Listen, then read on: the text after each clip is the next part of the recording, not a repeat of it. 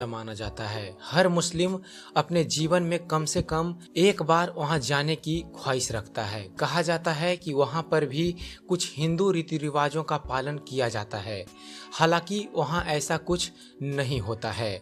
Hello दोस्तों, मैं हूं सुबोध और आप देख रहे हैं ज्ञान मंथन। तो चलिए अपने इस वीडियो में आपको बतलाते हैं मुस्लिमों के लिए जन्नत का दरवाजा माने जाने वाला मक्का मदीना के बारे में। बतलाएंगे आपको इससे जुड़ा इतिहास और इससे जुड़े कुछ रोचक जानकारी के बारे में। मक्का मदीना सऊदी अरेबिया के हज का शहर है। यह मक्का साम्राज्य के शासक की राजधानी है। समुद्र सतह से 277 मीटर यानी कि 909 फीट ऊंची जिन्नाह की घाटी पर शहर से 70 किलोमीटर अंदर स्थित है। 2012 तक तकरीबन वहां 2 मिलियन लोग रहते थे, बल्कि इसके 3 गुना लोग प्रतिवर्ष लोग इसे देखने आते हैं। ज्यादातर मुस्लिम लोग धुल अल हिज्जाह के 12वें लूनर महीने में हज की यात्रा पर जाते हैं। कहा जाता है कि यह स्थान मोहम्मद का जन्म स्थान और कुरान की पहली आकाशवाणी का स्थान भी है। यहाँ मक्का से 3 किलोमीटर की दूरी पर एक विशेष गुफा भी है। इस्लाम धर्म में मक्का को सबसे पवित्र शहर माना जाता है। मक्का में इस्लाम धर्म के लोग इसे काबा का घर भी मानते हैं। मक्का पर लंबे समय तक मोहम्मद के वंशजों ने शासन किया है।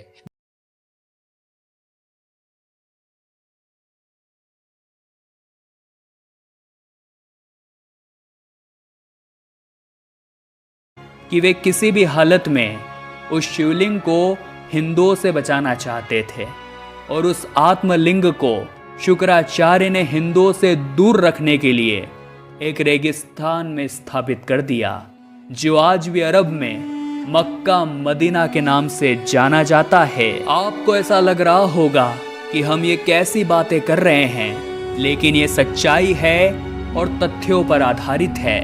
महान इतिहासकार P.N. ओक ने अपनी पुस्तक वैदिक विश्व राष्ट्र का इतिहास में मक्का में शिवलिंग होने की बात का स्पष्ट प्रमाण दिया है। आइए जानते हैं आखिर सूर्पनखा ने इस्लाम की उत्पत्ति कैसे करी। असल में इस्लाम एक मजहब है। मजहब का मतलब है अपने कबीलों के गिरोह को बढ़ाना। यह बात सब जानते हैं कि मोहम्मदी मूल रूप से अरब वासी है। अरब देशों में सिर्फ रेगिस्तान पाया जाता है। वहाँ जंगल नहीं है, पेड़ नहीं है, इसीलिए वहाँ मरने के बाद जलाने के लिए लकड़ी न होने के कारण लोगों को जमीन में दफन करना शुरू किया और वो सिलसिला इस्लाम धर्म में आज भी कायम है। सूर्पनखा जो उस समय चेहरा ढक कर रखती थी, वो परंपरा उसके बच्चे आज भी निभा रहे हैं। आज भी मुस्लिम औरतें चेहरों को ढक कर रखती है। सूर्पनखा के वंशज आज मुसलमान कहलाते हैं, क्योंकि शुक्राचार्य ने इन्हें जीवन दान दिया था। इसीलिए आप जरूर देखते हैं कि शुक्रवार का दिन इनके जीवन में विशेष महत्व रखता है। लेकिन दोस्तों, जहाँ पर महादेव होते हैं वहाँ पर माता गंगा का होना तय है। और मक्का मदीना में हमें माँ गंगा के दर्शन किस रूप में होते हैं, आगे वीडियो में जब वो सच्चाई हम आपको बताएंगे तो आपके भी रोंगटे खड़े हो जाएंगे। मक्का मदीना में शिवलिंग है या नहीं, ये जानने के लिए हमें सबसे पहले मक्का मदीना की कहानी को विस्तार से समझना होगा, जिसके बाद हम ये बात स्पष्ट रूप से समझ जाएंगे कि मक्का मदीना में सचमुच में मक्केश्वर महादेव मौजूद है। मुस्लिमों का सबसे पवित्र धार्मिक स्थान मक्का मदीना अरब में स्थित है। प्रतिवर्ष पूरी दुनिया से लाखों की संख्या में मुस्लिम जन मक्का मदीना में हैं और वैज्ञानिकों ने यह दावा किया है कि यह पानी हमेशा शुद्ध रहता है, माँ गंगा के पानी की तरह। यह पानी सभी के लिए सूट होता है और इसके अंदर कितने भी रसायन डाल दीजिए, कितने भी अशुद्ध पदार्थ डाल दीजिए, इस पानी के ऊपर उनका कोई प्रभाव नहीं होता। इसीलिए इस झरने के पानी को माँ गंगा के साथ जोड़कर देखा जाता है। हज करने के बाद मुस्लिम लोग इस पवित्र जल को अपने बोतल में भरकर अपने साथ ले आते हैं। ये समानता बिल्कुल वैसी ही है जैसे लोग गंगा के निकट गंगा जल को अपनी बोतल में भरकर घर ले आते हैं। मक्का में हज के दौरान कई सारी रीतियां वैसे ही निभाई जाती है जैसे हिंदुओं में पूजा के समय निभाई जाती है। लेकिन दोस्तों, आपको जानकर बड़ी हैरानी होगी, जहां हिंदुओं के मक्केश्वर महादेव मौजूद है, वहीं पर हिंदुओं का जाना वर्जित है। जी हाँ दोस्तों, मक्का मदीना के अंदर सभी तरह के गैर मुस्लिम लोगों का प्रवेश वर्जित किया गया है। आप चाहे हिंदू हो, सिख हो, ईसाई हो या अन्य किसी धर्म के, मुस्लिमों के अलावा कोई भी मक्का मदीना में प्रवेश नहीं कर सकता, क्योंकि महादेव ने शुक्राचार्य से अपने गुनाहों की क्षमा मांगने के लिए और जन्नत पाने की इच्छा से जाते हैं। जिस तरह से हिंदू 4 धाम तीर्थ करने के लिए जाते हैं, ठीक उसी तरह से मुस्लिम तीर्थ करने के लिए मक्का मदीना जाते हैं। लेकिन कई ऐसे रहस्य हैं जो आज तक आपको पता नहीं है। मक्का मदीना में शिवलिंग होने की बात कई इतिहासकारों ने अपनी पुस्तक में लिखी है। रोमन इतिहासकार, जिनका नाम धोदस सलस है, उन्होंने अपनी पुस्तक में स्पष्ट रूप से वर्णन किया है कि मक्का मदीना में पहले मक्केश्वर यानी महाशिव का मंदिर था। यह उस समय की बात है जब मुसलमान वहां इबादत नहीं करते थे। उस समय वहां मक्का मदीना भी नहीं बना था। ऐसे में वहां पर मक्केश्वर महादेव की पूजा की जाती थी। कई प्राचीन कहानियों में इस बात का जिक्र मिलता है कि मक्का में बहुत बड़े काले रंग का एक शिवलिंग था जिसकी लोग पूजा करते थे। ऐसा भी माना जाता है कि वह शिवलिंग आज भी खंडित अवस्था में मक्का में मौजूद है और उस शिवलिंग को एक क्यूब आकार के बॉक्स बनाकर घेर दिया गया है, ताकि हिंदुओं को कभी भी इस बात की भनक न पड़े और वे लोग इसी कमरानुमा घर की इबादत करते हैं। इतिहासकार P.N. ओक ने अपनी पुस्तक वैदिक विश्व राष्ट्र का इतिहास में मक्का में शिवलिंग होने की बात को विस्तार से स्पष्ट किया है। आइए जानते हैं मक्का मदीना में मां गंगा किस रूप में विराजमान हैं, क्योंकि ये बात बिल्कुल सच है कि जहां महादेव की शिवलिंग होती है वहां पवित्र गंगा का स्थान भी जरूर होता है। मक्का मदीना में काबा के पास एक बहुत ही पवित्र झरना बहता है। कहते हैं इस पवित्र जल को ग्रहण करके लोग धन्य धन्य हो जाते हैं और मुसलमान लोग इस पवित्र झरने को जमजम के नाम से पुकारते हैं, जो इस बात का सबूत होता है कि अगर आप मक्का मदीना जा रहे हैं तो आप एक मुस्लिम व्यक्ति ही है और उसका किसी अन्य धर्म के साथ कोई संबंध नहीं है। दूसरा, मक्का जाने के रास्ते में आपको कई जगह जगह ऐसे साइन बोर्ड देखने को मिलेंगे जिस पर साफ तौर पर लिखा हुआ है कि मक्का में गैर मुस्लिमों का प्रवेश वर्जित है। इसके अलावा सऊदी अरब एक मुस्लिम देश है और यहाँ के कानून बहुत ज़्यादा सख्त है। अगर आप चुपचाप किसी तरह से मक्का मदीना में घुसने की कोशिश करेंगे और आप अगर एक गैर मुस्लिम हैं तो पता चलने पर आपके ऊपर कड़ी कार्रवाई हो सकती है और भारी जुर्माना भी लग सकता है।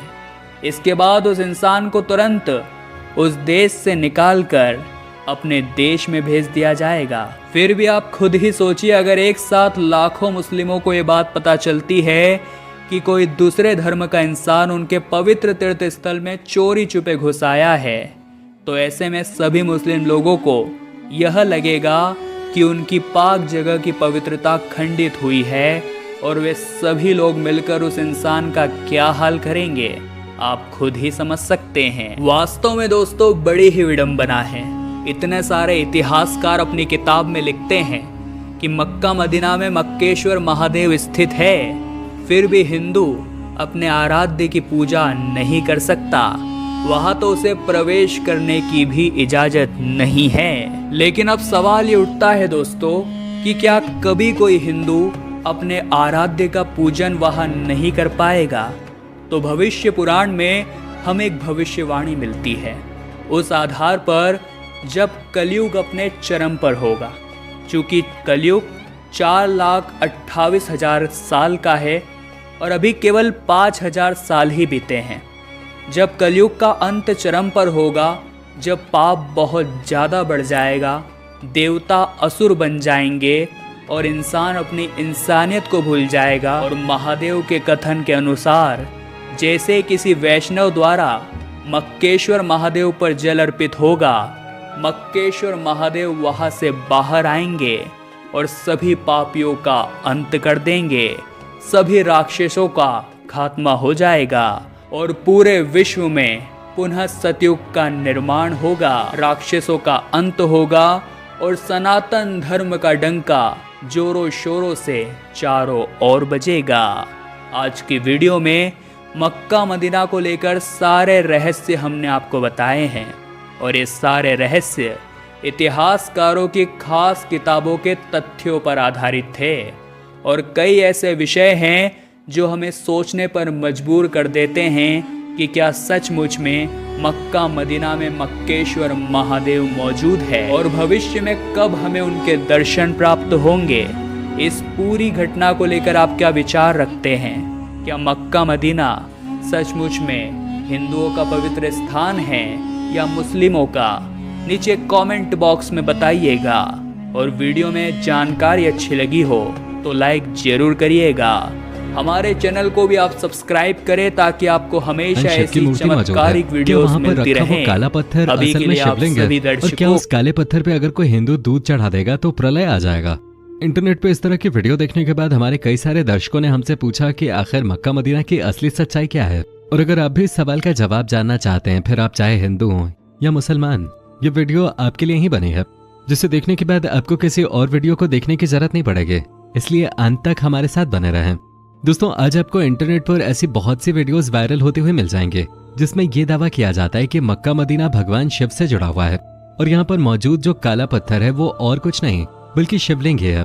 इतना ही नहीं, कहा तो ये भी जाता है कि मक्का असल में मक्केश्वर मंदिर है जो इतिहास में इसी नाम से जाना जाता था, लेकिन अब उसे मक्का कहा जाता है। और जो भी मुसलमान मक्का में मौजूद काबा के इर्द गिर्द घूमते हैं वो भगवान शिव की पूजा करते हैं। दोस्तों, इसके बारे में कुछ भी कहने से पहले आइए ये देख लेते हैं कि इस्लाम में इसके बारे में क्या कहा जाता है। एक इस्लामिक धार्मिक स्थल होने के नाते ये जानना बहुत जरूरी है कि इस्लाम धर्म का इतिहास मक्का में मौजूद काबा को किस तरह से दिखाता है। तो दोस्तों, इस्लाम धर्म में कहा जाता है कि मक्का शुरू से ही एक ऐसी जगह थी जहाँ पर खुदा यानी कि भगवान की पूजा की जाती थी।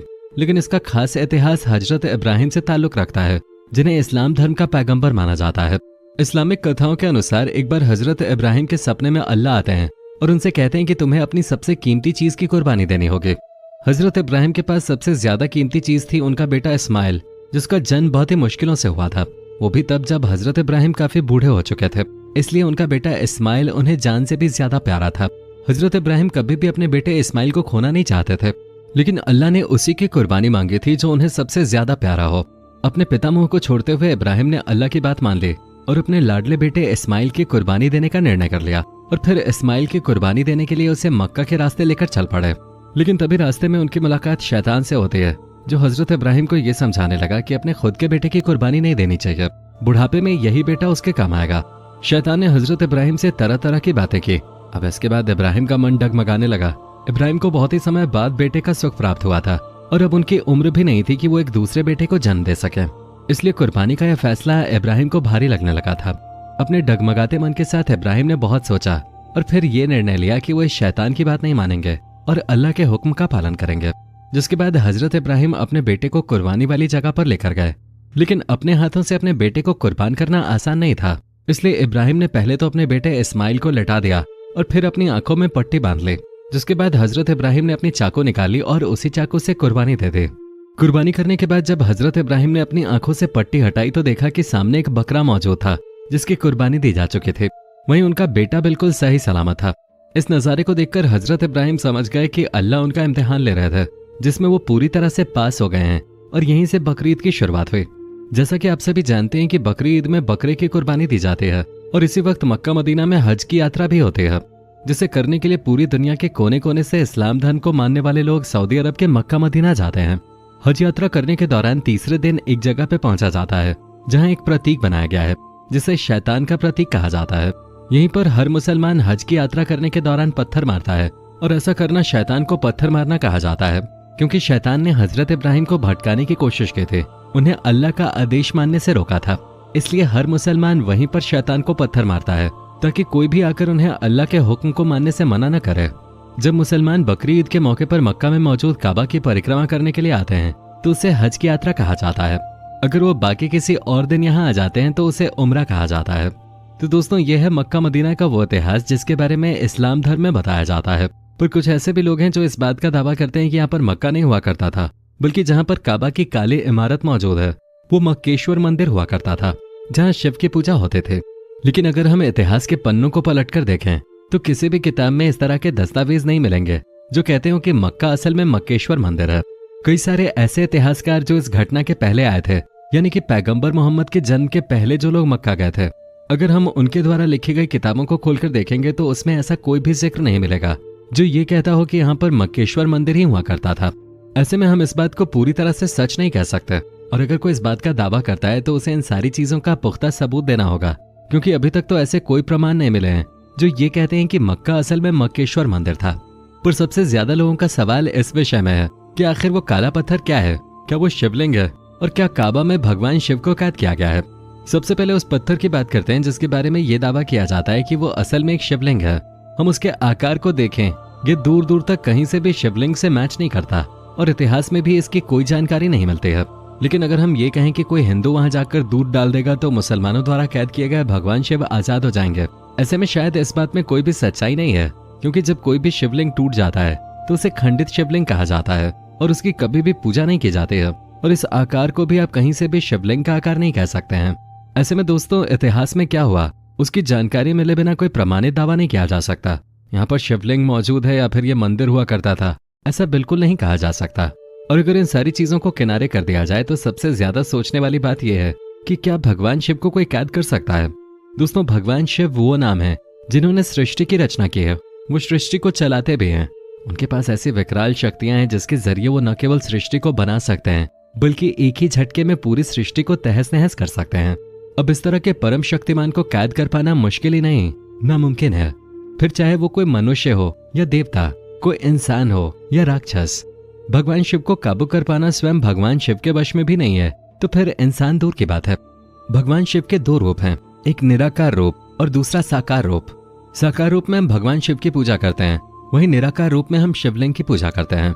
शिवलिंग को पहले से ही अंडाकार रूप में पूजा जाता है और उसे ही शिव का प्रतीक माना जाता है।